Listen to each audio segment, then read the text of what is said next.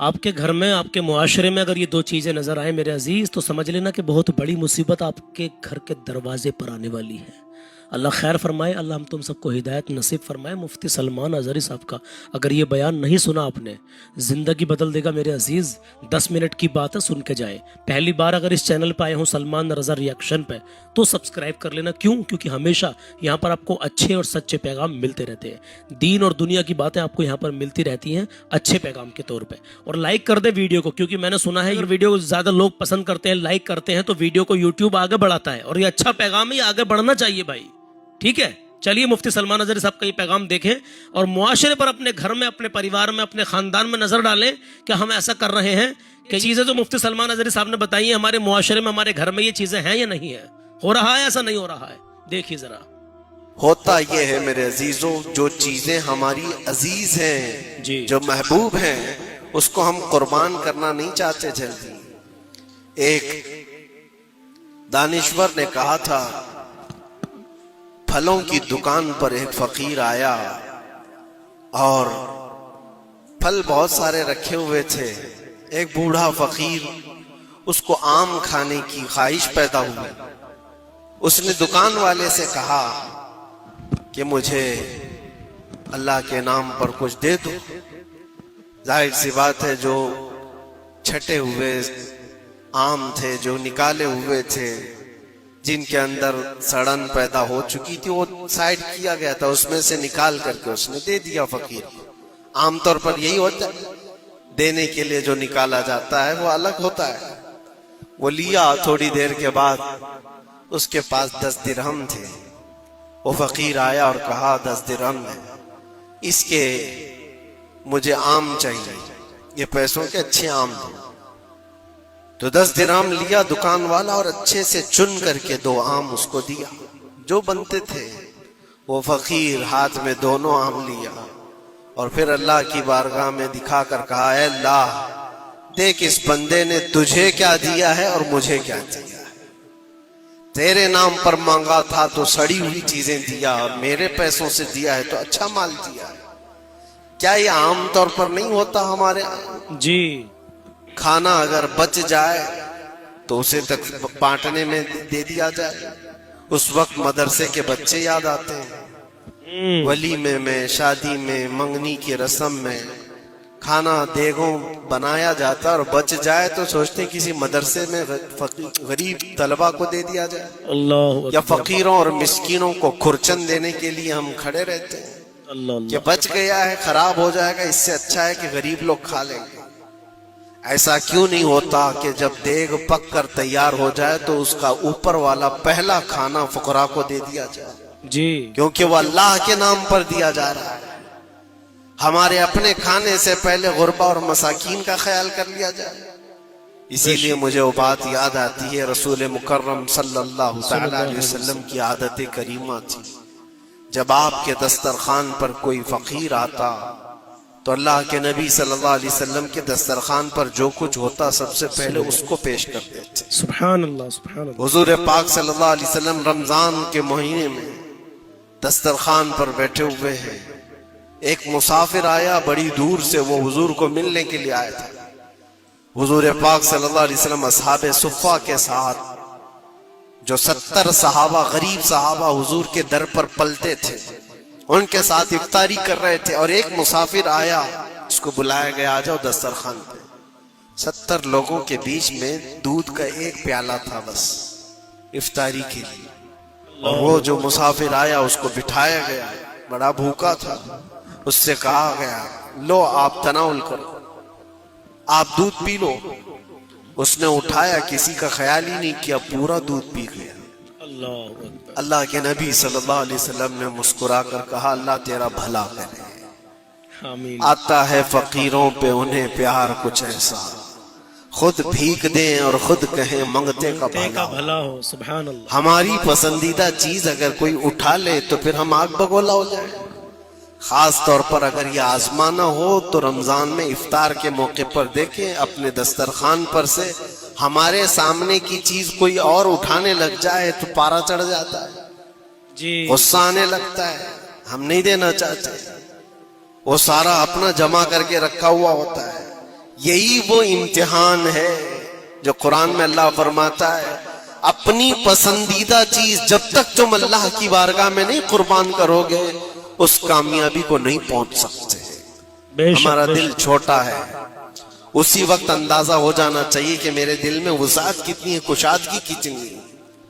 آزما کر کے دیکھ لینا افطاری کے ٹائم پہ تھوڑا سا تمہارا شربت کوئی اٹھا لے یا کوئی فروٹ تمہارے ادھر سے ادھر کر دے دسترخوان پر. جھگڑے ہوتے ہیں بہت سارے, غصے میں آگ بگولا ہوتا ہے, لال پیلا ہوتا ہے, پتہ نہیں کیا کیا سنا دے.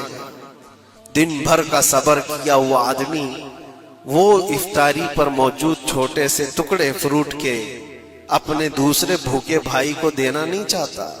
جی لیکن یہی چیز میں آپ کو بتاتا ہوں, کھا کر کے جب شکم سیر ہو جائے, پیٹ بھر جائے, مسجدوں میں افطار کے بعد ہم نے دیکھا ہے ڈھیروں فروٹ کے ٹکڑے پڑے ہوئے رہتے ہیں. اب اس کی طرف کوئی دیکھتا بھی نہیں, پیٹ بھر چکا ہے, وہی فروٹ ہے, وہی شربت ہے, وہی سب کچھ ہے, لیکن وہ گرا ہوا ہے, پڑا ہوا ہے, کہیں تو گٹروں اور نالیوں میں پھینک دیا جاتا ہے. یا اگر کوئی کھانے والا نہ ہو تو پھر رمضان میں مانگنے والے یا فقیروں کو ڈھونڈا جاتا ہے. اللہ. اپنا پیٹ بھر جانے کے بعد پھر فقیروں کو ڈھونڈنا, یہ وہ امتحان نہیں ہے جو ابراہیم علیہ السلام نے دیا تھا. جی ہاں, اللہ کے نبی صلی اللہ تعالی علیہ وسلم کے جو اخلاق تھے وہ صحابہ میں بھی تھی. صحابہ کرام رضوان اللہ تعالی علیہ مجمعین کی وہ باتیں میں آپ کو بتاؤں. حضور پاک صلی اللہ علیہ وسلم کی بارگاہ میں ایک مہمان آتا ہے رات کے وقت, اور حضور صلی اللہ علیہ وسلم اپنے صحابہ میں فرماتے ہیں ہے کوئی جو میرے مہمان کی مہمان نوازی کرے اللہ اسے جنت سے کھانا کھلائے. سبحان اللہ. صحابہ تو ظاہر سی بات ہے ہر نیکی کو بڑھ چڑھ کر کے لیتے تھے. بے شک. ایک صحابی تھے حضرت طلحہ رضی اللہ تعالیٰ عنہ, انہوں نے کچھ دیکھا ہی نہیں گھر میں ہے کہ نہیں ہے, فوراً کہا یا رسول اللہ اس مہمان کو میں لے جاتا ہوں. بے شک. حضور پاک صلی اللہ علیہ وسلم سے درخواست کی اور لے کر کے گھر آ گئے. پتہ چلا بیوی کو نے کہا پہلے تو ہمارا خود کا ہی کھانا نہیں ہے, آپ مہمان بھی لے آئے. اللہ اکبر. صحابی رسول نے اپنی بیگم سے پوچھا کتنا ہے, کہا ایک آدمی صرف کھا سکتا ہے. اور گھر میں کتنے لوگ ہیں, شوہر, بیوی اور ایک چھوٹا بیٹا. اب ایک مہمان آیا ہوا ہے. صحابی رسول نے اپنی اس فکر کا اظہار کیا بیگم سے کہ اب کیا ہوگا, ایک آدمی کھا سکتا ہے اور 4 لوگ یہاں موجود ہیں. اللہ اکبر. وہ خواتین بھی حضور کے زمانے کی کیسی تھی. بے انہوں نے شک. کہا اپنے شوہر سے گھبرائیے مت, میں بچے کو تھپکیاں دے کر سلا دوں گی, آج جی ایسے سلا دوں گی. اور دسترخوان پر جب بیٹھے آپ کو کھانا میں پروس دوں گی اور پھر بتی اچانک گل کر دیں گے, چراغ بند کر دیا جائے گا, آپ کھانے جیسا منہ چلاتے رہیں اور اس مہمان کو لگے کہ آپ بھی کھا رہے ہیں اور کھانا پورا اس کے سامنے رکھیں تاکہ وہ پیٹ بھر کر کھا لے. ایک آدمی کے کھانے کے لیے یہ ہیلا کیا جا رہا ہے, جی خود بھی بھوکے ہیں. ایسے ہی ہوا, دسترخوان بچھا اور صحابی رسول نے کھانے کا برتن ان کے سامنے پیش کیا اور اچانک چراغ کو بجھا دیا گیا, اندھیرا ہے. انہوں نے افسوس کا اظہار کیا, کہا اتفاق ہے چراغ گل ہو گیا, آپ کھا لیجئے, ہم بھی کھا رہے ہیں. اور سارا کھانا اس مہمان کے سامنے رکھا. مہمان کو یہ لگتا رہا کہ یہ لوگ بھی کھا رہے ہیں اور پورا کھانا وہ پیٹ بھر کر کھا لیا, شکم سیر ہو گیا. اور اس کے بعد برتن اٹھا دیا گیا. وہ صحابی رسول حضرت طلحہ بھی بھوکے سوئے, ان کی بیوی بھی بھوکی سوئی, ان کا بیٹا بھی بھوکا سویا, صرف ایک مہمان کی مہمان نوازی کے لیے اپنی عزیز چیز, اپنی پسندیدہ چیز قربان اللہ کے نام پر. لیکن میرے عزیزوں, واقعہ صرف اتنا ہی نہیں ہے. صبح ہوتی ہے, حضور پاک صلی اللہ علیہ وسلم صحابہ سے کہتے ہیں طلحہ کہاں ہے. حضرت طلحہ اس مہمان کے ساتھ آئے, حضور دیکھ کر مسکرانے لگے. طلحہ تمہاری مہمان نوازی کی تعریف جنت میں فرشتوں کے درمیان ہو رہی ہے. اللہ تبارک و تعالی تمہاری مہمان نوازی کی تعریف فرما رہا ہے. جبرائیل آئے تھے, اور مجھے بتا گئے کہ آپ کے ایک صحابی نے اللہ کے نام پر اپنا سب کچھ اس مہمان کو کھلایا. جی یہ ہے جس کو ایثار کہتے ہیں, اس کو کہتے ہیں یہ قربانی. پیٹ خالی ہو اور دوسرے کا خیال ہو. پیٹ بھر جانے کے بعد تو پھر وہ ویسٹیج دینے کی بات آتی ہے, اپنے گھر کا بوجھ نکالنے کی بات آتی ہے. اچھی چیز جب اللہ کریم کی بارگاہ میں دے دیا جائے تو وہی قرآن میں اللہ نے فرمایا لن تنالوا البر حتى تنفقوا مما تحبون. تم اس وقت تک اس کامیابی کو نہیں پہنچ سکتے جب تک کہ اپنی پسندیدہ چیز اللہ کی بارگاہ میں قربان نہیں کرتے. پسندیدہ کا لفظ ہے, جی اپنی چاہی ہوئی چیز کا ہے. اسی لیے عزیزان گرامی وقار, حضور اکرم صلی اللہ تعالی علیہ وسلم کے صحابہ میں سے ہم نے دیکھا ہے ان صحابہ اکرام نے کبھی ان چیزوں کو ایسا پسند نہیں کیا, ایسا پیار نہیں کیا دنیا کو گلے لگا کر. اس کے باوجود بھی اس کو قربان کرتے رہے, قربان کرتے رہے. جو چیز دنیا میں تمہیں غافل کرتی ہے وہ یہی چیزیں ہیں جس کو اللہ تعالیٰ تم سے دور کرنا چاہتا ہے. کچھ سمجھے میرے عزیز, آپ کے معاشرے میں, آپ کے گھر پریوار میں یہ باتیں چل رہی ہیں, ایسے معاملات سامنے آتے ہیں نہیں آتے ہیں جو کچھ حضرت نے بتایا ہے. اسی کی وجہ سے بہت ساری مصیبتوں میں ہم گھرے رہتے ہیں, مصیبت ہمارے دروازوں پر آ جاتی ہے میرے عزیز. نمازوں سے دور ہیں, ماں باپ کی عزت نہیں کر رہے, رسپیکٹ نہیں کر رہے کچھ بھی ماں باپ کی.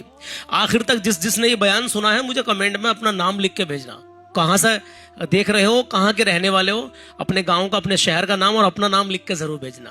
تو نمازوں سے دور ہیں کچھ بھائی ہمارے, نمازیں نہیں پڑھ رہے, ماں باپ کی رسپیکٹ نہیں کر رہے, لوگوں کے دل دکھا رہے ہیں, لوگوں کا حق مار رہے ہیں, پیارے آقا صلی اللہ تعالی علیہ وسلم کی پیاری سنت کو نالیوں میں بہا رہے ہیں, اور پھر کہتے ہیں کہ ہم سے کون سی غلطی ہو گئی, ہم سے کیا خطا ہو گئی اللہ. بھائی اللہ رب العزت, لیکن کہوں گا جو یہ سارے کام پابندی سے کر رہا ہے, نمازیں بھی پڑھ رہا, ماں باپ کی عزت بھی کر رہا ہے, اور کسی کا حق بھی نہیں مار رہا, اور اس کے اندر حسن اخلاق بھی ہے, اور مطلب کسی کا دل بھی نہیں دکھا رہا, ماں باپ کو ہمیشہ مطلب خوش رکھ رہا ہے, پھر بھی اگر وہ کسی پریشانی میں ہے تو سمجھ لو اللہ کا امتحان ہے. اب اللہ کی بارگاہ میں دعا کرے, اللہ تو جس حال میں رکھے تیرا شکر ہے. لیکن ادھکتر آپ نے کنڈیشن دیکھی ہوگی دنیا میں ہی اللہ رب العزت آپ کو کچھ صلہ دکھا دیتا ہے. کچھ لوگ کہتے ہیں کہ یار یہ آدمی, یار اس کی عادت اچھی نہیں ہے, یار یہ بہت, کہتے ہیں برائی کرتے ہیں کہ یار یہ بہت ایسا آدمی ہے, لیکن پھر یہ بھی کہتے ہیں کہ دیکھو اس نے کیسا, اس کے حالات تھے اور اس کے ساتھ میں اچھا ہی ہو رہا, کیا ہو رہا. کسی کے بارے میں کچھ مت کہو, اللہ بہتر جانتا کس کے حق میں اللہ رب العزت کو کیا کرنا ہے. اللہ ہمیں اتنا نہیں دے رہا, اسے تو اتنا دے رہا ہے. شکوہ مت کرو بھائی, کوئی شکوہ مت کرو. کیوں؟ اللہ بہتر جانتا, تم سے زیادہ اللہ جانتا بہتر کس کو کیا عطا کرنا, کس کو کیا دینا. تو بھائی یہ اللہ کی بارگاہ میں کبھی شکایت مت کرنا, ورنہ اللہ رب العزت ناراض ہوگا میرے عزیز. کیوں اللہ بہتر جانتا ہے اسے کسے کتنا دینا ہے, اس کی رسی ڈھیلی کر دی ہے, کس کی نہیں کی ہے, اللہ بہتر جانتا ہے. بہرحال دعا کرے اللہ رب العزت ہمارے تمام مومنین کی دلی نیک جائز تمناؤں کو پورا کرے, اور ہم تم سب کو نیک اعمال کرنے کی توفیق عطا فرمائے. آمین یا رب العالمین. اپنا نام اور اپنے گاؤں یا شہر کا نام ضرور کمنٹ میں لکھنا, اور ویڈیو کو لائک نہیں کیا ہو تو لائک کر دو, اس سے یوٹیوب ویڈیو کو آگے بڑھاتا ہے انشاءاللہ, اور اچھا پیغام آگے سے زیادہ آگے پہنچنا چاہیے. جزاک اللہ, اپنا خیال رکھیں. ہندوستان زندہ باد. السلام علیکم ورحمۃ اللہ تعالی وبرکاتہ.